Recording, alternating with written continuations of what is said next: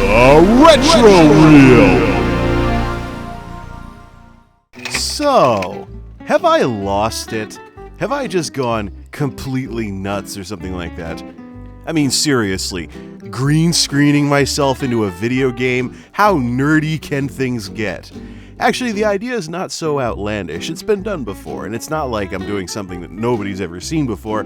Back in the day when I was a kid, there was this show called Nick Arcade on Nickelodeon that basically did the same thing. And then, years and years and years later, I saw some very creative video bloggers that would blue screen themselves into their video blogs and things like that. And I thought, wouldn't it be kind of cool? Because a lot of people were doing like static backgrounds and pictures as their blue screened backgrounds. I thought, wouldn't it be cool if I could have backgrounds that move and basically blend together blue screening and video games? Well, the result was something I like to call Bluescreenima, kind of a 50-50 split between messing with the blue screen and machinima.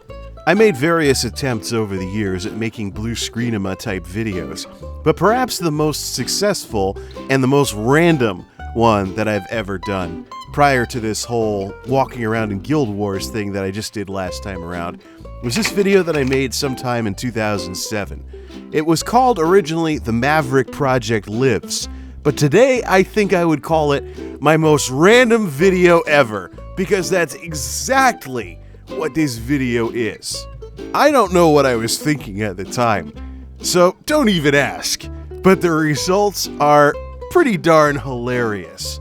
So without further ado, here it is, the most random video that I've ever done. Sit back, relax, and enjoy the show.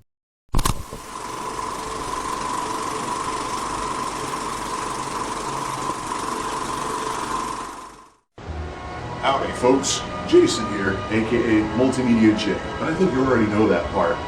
You weren't expecting this, were you? Yeah, I decided to change things up a bit and do things a little bit differently, or who cares? But anyways, let's talk structure, shall we?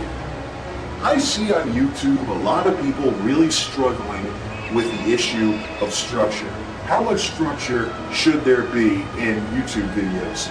Should they be just unorganized vlogging, turn on the camera and start blah blah blah blah blah, or should they be something more? Should they be something like epic movies, low budget movies and stuff like that?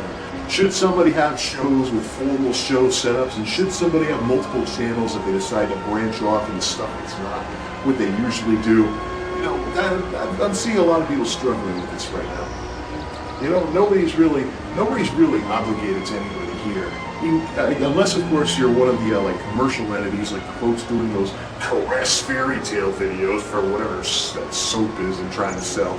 Well, yeah, good for a good laugh, but that's pretty much it. They're not going to get a guy like me to start using caress soap. Let me tell you. But anyways, we used to have a saying back on the college radio station: we're non-commercial. We don't care about ratings. That was pretty much our rebel yell at the pop stations and the top 40 stations and all those other stations that bent and twisted and bent over backwards for advertising dollars. That was kind of our declaration of being mavericks and renegades. And the same thing applies here, The same thing applies here, except for like high school style popularity. I mean, what's done on YouTube is what's done on YouTube. This isn't like Rever where they're going to take videos down because there's not enough advertising revenue generated by them. It's in the terms of service, by the way, those of you who want to look that stuff up. So, I mean, who cares? I mean, this is supposed to be a hobby. This is supposed to be a hobby. It should be fun. Now, I've got a cute little saying about hobbies, too. When hobbies start to stress you out as much as your job does, it's time for you to take a step back and reevaluate whether it's really a hobby or not. This is my challenge to anyone who's been stressed out by any of the hobbies that they keep. If you're as stressed about a hobby as you are about your job, is it really a hobby, or is it just a second job that doesn't pay you anything? I saw it in comic strips as a kid. Some guy goes to the doctor, takes up a hobby, and then he's stressed about it, and the doctor flips out. Is it a hobby? At what point should you say it's a hobby? And that's pretty much it. Structure.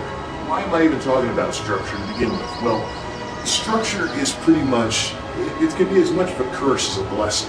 When you get to the point where you have a lot of structure and you have a lot of structure to what you're doing, sometimes you become a slave to your structure. Sometimes you can get to the stage where you were actually chained by it. My radio show was like that. It was very structured, but it was very predictable. Let's take making YouTube videos, for example. I mean, if you want to share what you know, if you're a guru who want to share what you know with the people that are tuning in, do you want to, well, there's going to be a certain amount of, say, structure to your shows. I know I keep saying that a lot, but there's going to be a certain amount of things that go into your show, like credits, openers, closers, characters, plot, etc. And this isn't something that you're doing for a living, so unless you actually feel like doing that every single time, you're not going to do it. There's going to be probably some small ideas and small things you'd like to share that you'll miss out on because you don't want to go to all the trouble to do all that minimum stuff to make a show. That's why I do random stuff like this, to shake things up a bit, keep people guessing. And that's why I don't commit to any specific show format except for, say, a series or something like that where I know what I'm getting into. People should not be bullied by any pressure that they see here on YouTube. Because, I mean, what the heck? Or any other viral video site for that matter. So, by all means, don't feel bullied by it. I mean, nobody here is making money except the commercial entities that are already involved. So, why stress over it? Why make what's supposed to be a fun hobby into a second job that doesn't pay you anything? Sounds like a ripoff to me. So that's what I want to bring up tonight. Make sure that you're not burdened by the structure of your shows. If you want to add more, that's fine. Don't be afraid to drop the structure and shake things up a bit from time to time, like I've done right here in this video. Till next time, it's MultimediaJay reminding you, why should I even do that every single episode? Heck with it. I'm not going to remind you of anything.